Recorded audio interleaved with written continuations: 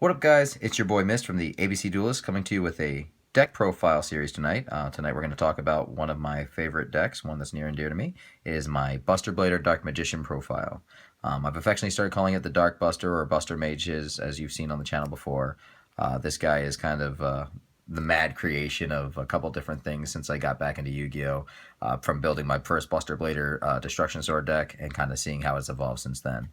So we're going to talk about the main cards in the series, a couple of the combinations that it can go into, and just kind of show it off a little bit. I'm pretty proud of it, so I want to hear your comments. I want to hear your opinions of it in the comments below, so please don't forget to like, comment, and subscribe. And without further ado, here we go. So the first monster in our series is the big boss himself. We're talking Dark Magician. We run him currently at 3. Dark Magician is the big staple. He goes into most of our plays. From the use of Dark Magic Circle to the Destruction Swordsman fusion card, going into Dark Paladin. Dark Magician is kind of the one card you want to almost always see in your deck, and especially in your hand. So we're running him at 3 right now. Next up, we run 2 Buster Bladers. The reason we're running 2 right now is because of the amount of high-level 7-star monsters in this deck. We needed to kind of trim the fat a bit. And so in place of the 3rd Dark Buster Blader that most people would recommend, I have decided to go with 1 Buster Blader, the Destruction Swordmaster. Thanks to a lot of the discarding effect of this deck, you can almost commonly pitch him to the graveyard so his name can count as Buster Blader, and he's always a target for Buster Whelp for both the search and the summon effect. So we do run him at 2 and 1. Alright, next up we have our Magician of Dark Illusion. We run him currently at 2. He's a good option because he does count as a Dark Magician when in the field and in the graveyard. Plus his 2 effects. 1, you can special summon him from your hand during your opponent's turn if you activate a spell or card effect on their turn. A spell or trap card effect, or even a monster card effect. And then the second effect is if a Dark Magician is in your graveyard and you activate a spell or card effect, except during the damage step, you can special summon the Dark Magician from the graveyard. He goes into a lot of our plays, specifically when you have Magician's Rod on the field, and you have a Dark Magician in the graveyard, or if you have a Magician's Rod in the graveyard and you have a Dark Magician on the field, during your opponent's turn, you can activate Magician's Rod's effect, tribute the Dark Magician, which activates Magician of Dark Illusion's effect. You pitch the Dark Magician to bring the Magician's Rod back to your hand, and then you special summon it back to the field with Magician of Dark Illusion. So, very basic combo, one of our favorites here. It allows you to kind of use into the Dark Magic Circle a little bit, especially if you already have them on the field. Get you another free banish off. So, we do run him at 2. And then finally, for our high-level series, we run 1 Sorcerer of Dark Magic. He just kind of continued the build with the lockout, being able to negate trap cards on my opponent's side of the field, and he's a big 3200 beater. He just fit the build completely. So, personal option, I do go with the Sorcerer of Dark Illusion. Next up, for our low-level monsters, we're going to start off with our main search engine. We go with 3 Buster Whelps of the Destruction Swordsman. Buster Whelp of the Destruction Swordsman, kind of our main searcher for the Destruction Sword engine. When he's normal summoned to the field, he can search out any Destruction Sword card, be it spell, monster, or trap, and add it to your hand. In addition, he can tribute himself from the field to the graveyard, and if you have a Buster Blader both in your graveyard or in your hand, allows you to special summon that guy to the field. He has a second effect, which if you, if you control a Buster Blader monster on the field, you can tribute by sending just 1 Destruction Sword card from your hand to the graveyard, and allows you to bring him back to the field so you can go into another synchro play. So, nice card, level 1 light tuner. Does have a card that goes into this engine that kind of searches him out, and that's in the form of Sage with Eyes of Blue. This guy was kind of a easy choice for me. He searches out 1 light tuner monster from my deck and adds it to my hand, which Buster Whelp fits the bill, so you want to run him at 2. In addition, he does count as a spellcaster for this series, so he is a target for Illusion Magic, one of the spell cards in our deck. So I'll explain that combination a little later. Next up for the Destruction Sword engine, we still have Dragon, Buster of Destruction Sword. We run him at 2. Some decks do run him at 3. I'm running him at 2 right now simply because with so much engine of both series in the deck, I did have to kind of sacrifice some cards down. I find that running 2 isn't too bad just because I do see it pretty primarily and pretty commonly from just drawing alone. But if I don't, I do have Buster Whelp's search effect, so we do run him at 2. He does have a nice little equip effect. When he's equipped to your Buster Blader monster, He does negate special summoning from the extra deck, so it does lock out Pendulum decks, as well as Synchro, Xe, Heavy, and Fusion decks. So, good card. Does special summon to the field, so you can utilize him as a Synchro tuner, as long as he's equipped with Buster Bladers. So, that's kind of the main engine to go into Buster Dragon, one of our big boss monsters from our extra deck. And then finally, we do run one Wizard Destruction Sword. Wizard, I find him pretty useful. A lot of people don't. I run him at 1. His effect to negate the monster effects in the graveyard is pretty sweet. And then his ability to be pitched to the graveyard to add a Buster monster back to your hand. Easily one of the best things. So, run him at 1. Next up, we have for our Magician support, we're running 3 Magician's Rod. Magician's Rod's pretty important to this deck. Searches out any spell or trap card that lists Dark Magician in its name and brings it to your hand, which allows you to pull into Dark Magical Circle, allows you to pull up into Magician's Navigation, Illusion Magic. There's a couple different cards it pulls into. It's really good to have in the field. Also allows you to go into rank 3 plays, so not a bad card. And then for the finish off the series, we've got 1 Gaga Magician. Gaga Magician's a good option just because you can declare a level from 1 through 8 and use him for Xyz materials. So I do go into him with both Dark Magician and Buster Blader into the Evan Illusion Magician. Just a good option. His effect's pretty invaluable, so we do run him at 1. And then finally, just for our 2 randoms, bringing the card up, we've got 1 Level Eater, which allows us to go into our extra deck plays. And then we have DDM Different Dimension Master, which allows me to bring back banished cards from the Destruction Sword Memories play. So definitely 2 good cards to add to the deck. Allows me to recycle cards back to the hand and just kind of keep the field presence going. So that's it for our monsters. Pretty nice build there for me as far as I've seen. I don't dead draw very often. This deck has seemingly no issues in pulling into the cards it needs. So we do pretty okay over here. So next up, we're going to talk about our spells. We're going to start off with the Buster Blader stuff, which we're only running 2 Destruction Sword Memories. Destruction Sword Infusion. Destruction Sword Infusion is kind of the main card of the deck, though normally you would want to see him at 3. I'm running him at 2 right now just because I have a couple other different options that I can kind of pull into. So ever since Destruction Sword Memories came out, I've only needed to run it at 2. His recycle effect from the graveyard is very invaluable for the discard effect of the deck.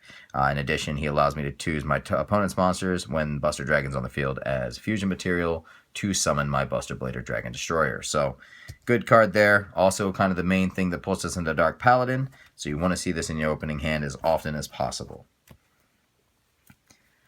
Next up, we're going to go into the next card that kind of helps out our Buster engine. Well, I get a lot of weird looks for this one, but it goes with the deck overall. We've got Mausoleum of White. In addition to working with the Buster engine, as long as I summon a Sage, I can use that draw effect monster that allows me to bring Buster Whelp to my hand, and I can special summon Buster Whelp in the same turn. So I get 2 summons instead of 1 on 1 turn. And in addition, this helps me pitch Dark Magician from my deck to the graveyard, which allows me to go into my Magician of Dark Illusion plays. So this card is pretty multi-purpose, works out really well in a lot of situations. We run this at 1. Next up, we've got the Dark Magician engine. So with that, we're going with 2 Dark Magical Circles. Dark Magical Circle, pretty good card. If you normal or special summon a Dark Magician to the field, get to choose 1 card your opponent controls and banish it. And when it's initially activated, you can look at the top 3 cards of your deck. And if you have a Dark Magician or card that lists Dark Magician in its name, you can add it to your hand by revealing it. So, pretty good card. I find that running 2 is just perfect. 3 was a little cumbersome. I did try that for a little while. We did shave it back down to 2. It's never really dead in your hand, but you definitely want to see this on the field every single duel. This is kind of your field clear effect and field clear conditions, so definitely want to run that at 2.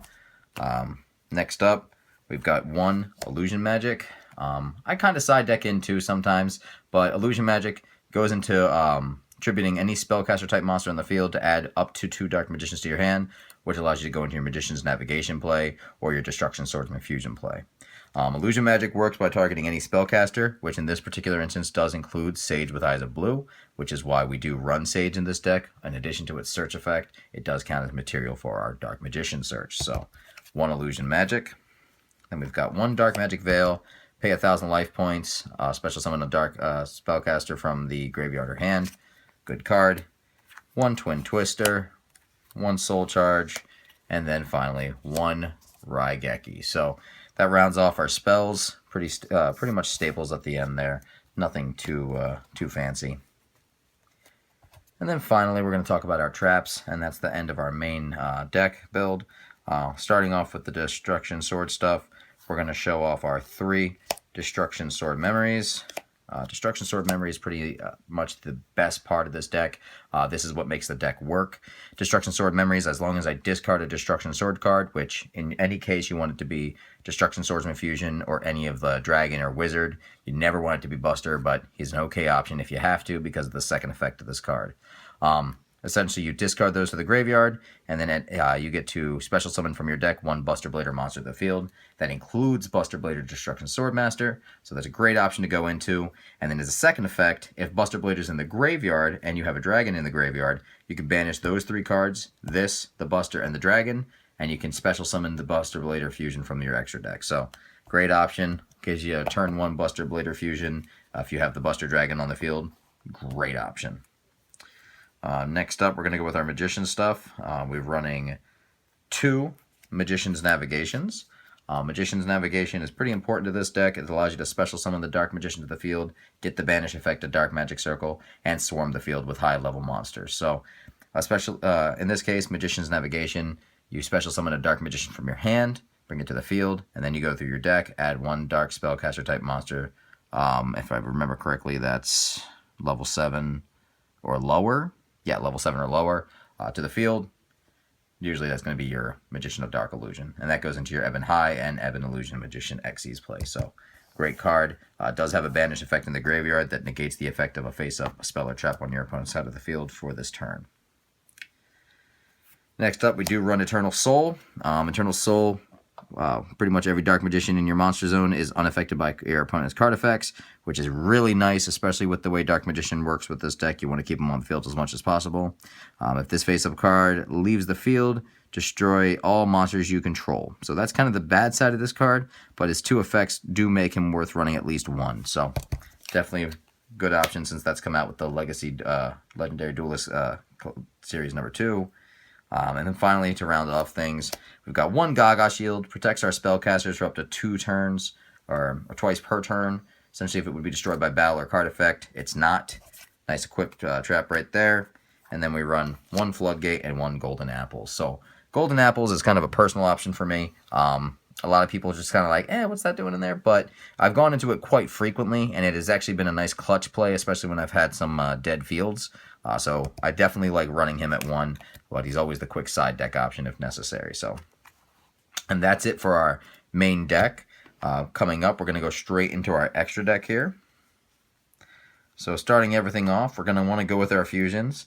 Showcasing the best of the best. That's right, we're talking the main guy himself, Dark Paladin. We're running him at 2 in this deck, just because of the Dark Magician and Buster Blader engine being so synchronized, I should say. Going into Dark Paladin doesn't take much. He's a great card. Negate 1 spell card by discarding a card when your opponent activates it. So, good option. Gains 500 attack for every dragon on the field or in either graveyard. So, both including yours and your opponent's. Great option, great monster. We never wanted to see a Dark Magician or Buster Blader deck without him, and now we have the best of both worlds. So, great option there. And then, of course, we are running 2 of our Buster Blader the Dragon Destroyers. He's our big boss monster of the deck. Turns all dragons on the field, which would in this case be all monsters on the field if we have Buster Dragon out, and switches them to defense position, and they cannot activate their effects. So, locks out a lot of the plays your opponent has. But, of course, it's still always an option for tribute and otherwise, so you want to keep him protected as much as possible. But those are our 2 big guys.